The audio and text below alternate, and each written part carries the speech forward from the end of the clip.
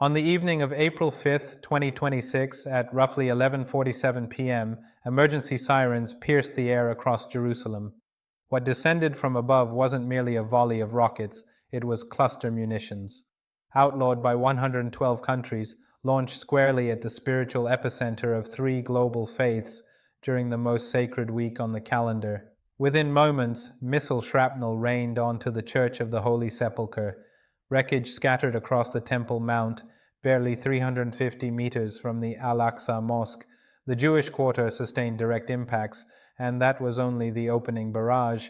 Before sunrise on April 6th, Iran unleashed two additional massive volleys: central Tel Aviv, Haifa, Petah Tikva.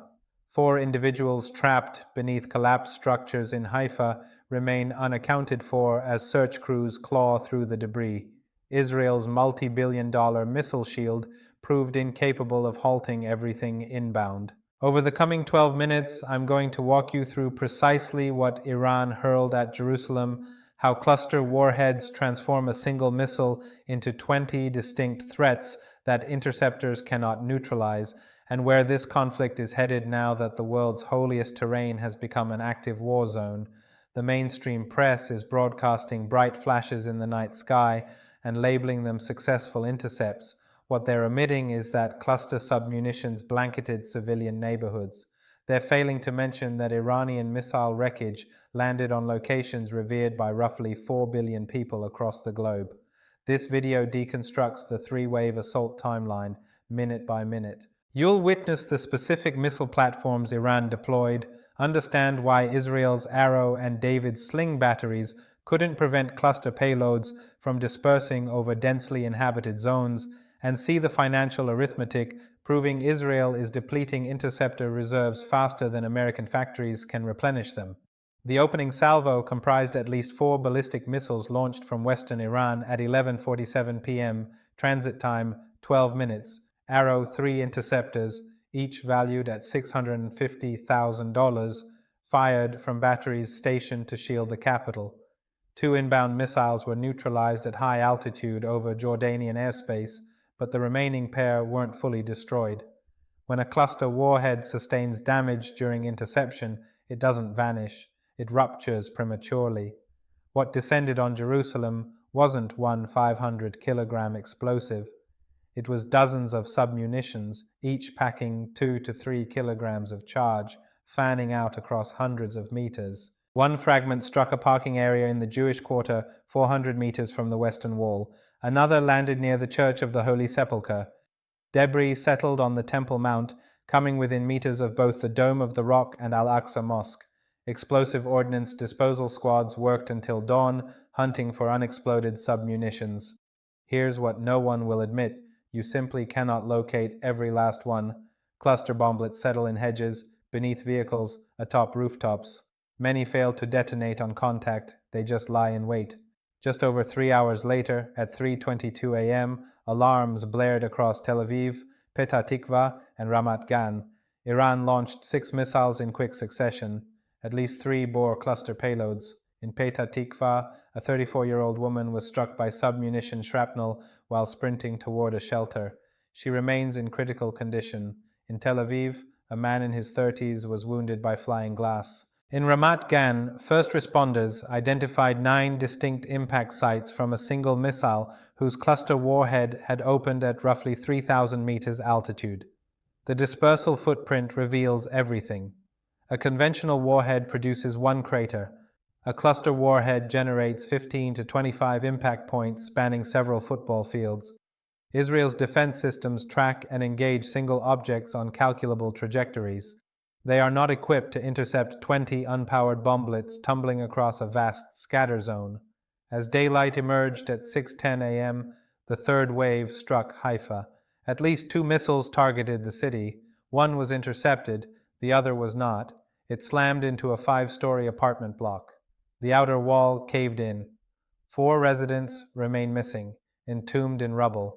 An 82-year-old man was extracted from the wreckage with grave injuries. Recovery teams continue excavating. The structure is deemed unsafe. With every passing hour, the odds of recovering survivors diminish. Here's what sets this apart from every prior missile barrage. Iran deployed cluster munitions, armaments prohibited by 112 nations, aimed directly at Jerusalem's Old City during Passover and Easter weekend. The Church of the Holy Sepulchre, the Temple Mount, the Western Wall, all situated within the blast footprint of weapons engineered to spread casualties across civilian terrain. The timing was deliberate. Let's examine why cluster munitions are forbidden and uniquely devastating in urban settings. A conventional ballistic missile delivers a single warhead. It detonates at one point, intercept it, and you neutralize it. Miss it, and you get one explosion at one site.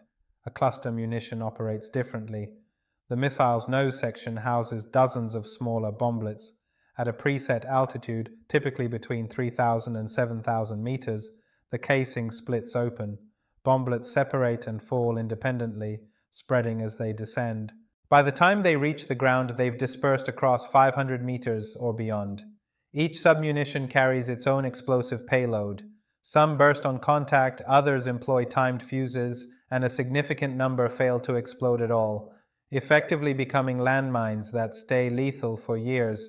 The missiles Iran employed are believed to belong to the Khaybar-Shikan or Imad families, medium-range platforms with confirmed cluster configurations.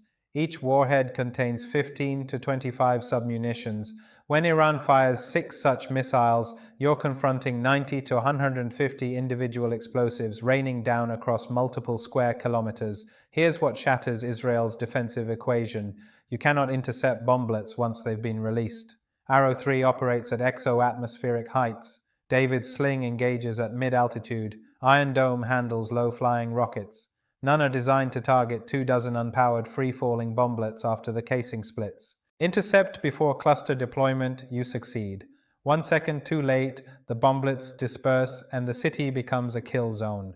Now the calculation Israel's defense establishment would prefer nobody ran. Each Arrow 3 interceptor costs $650,000. David's sling runs $320,000 apiece.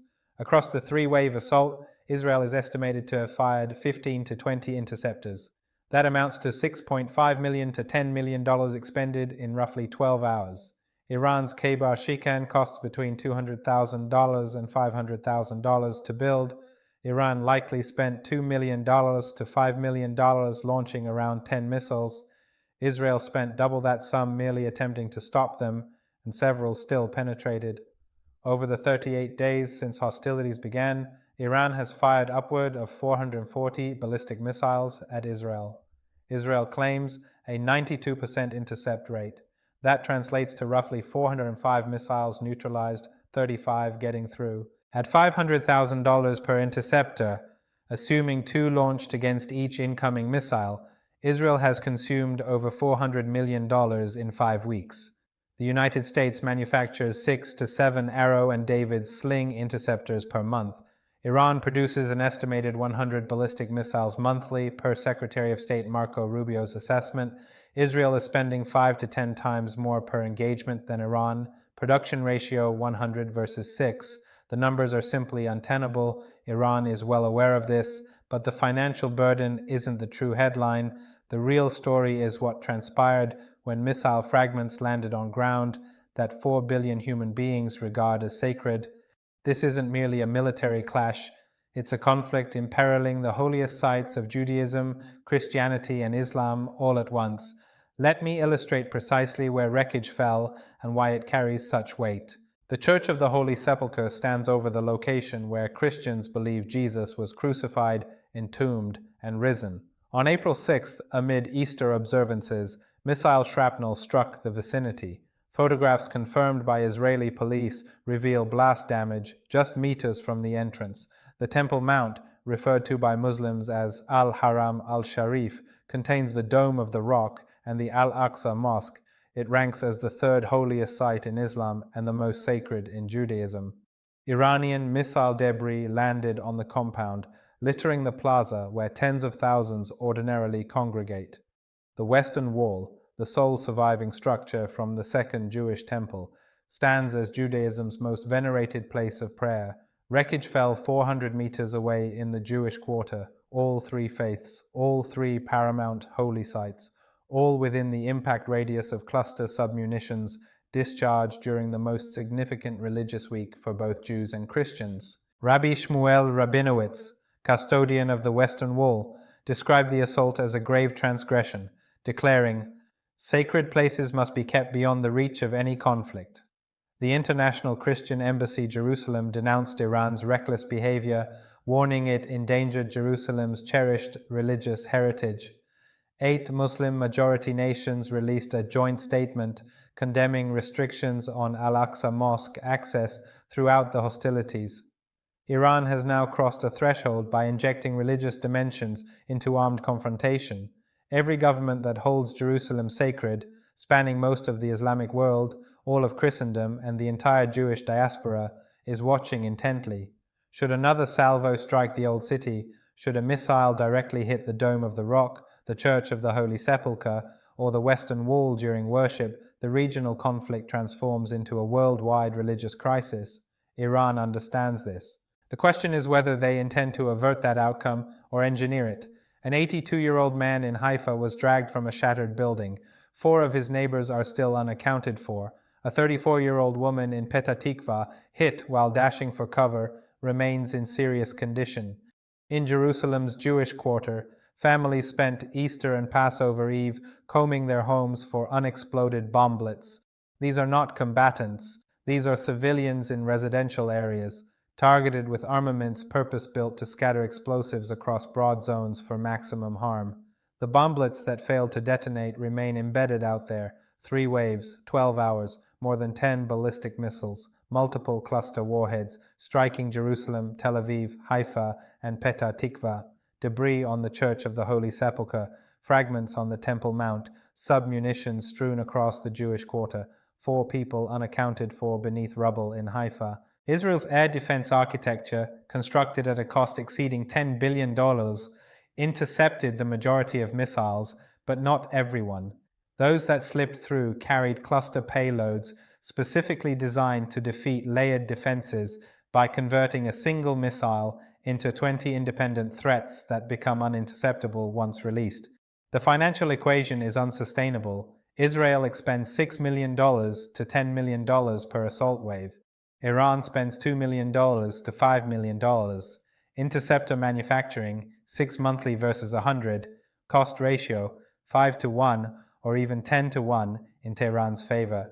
Iran has placed the holy sites of 3 major world religions directly in the crosshairs during the most hallowed week of the year. This is day 38 of a war that began with regime change ambitions. The Iranian government has not crumbled. A new supreme leader was installed just 8 days after his predecessor was eliminated. Missile barrages persist. Targeting has broadened from military installations to energy infrastructure to Jerusalem's spiritual core. Neither Washington, Tehran, nor Jerusalem has articulated what an acceptable conclusion looks like. No ceasefire proposal exists. No negotiating framework is in place, only escalations, each breaching a line the previous one hadn't. If the next wave impacts the Dome of the Rock during Friday prayers, or the Church of the Holy Sepulchre during Easter liturgy, or the Western Wall during Passover services, what follows? Does this war remain confined to the region, or does it become something the entire world can no longer look away from? Share your thoughts in the comments below.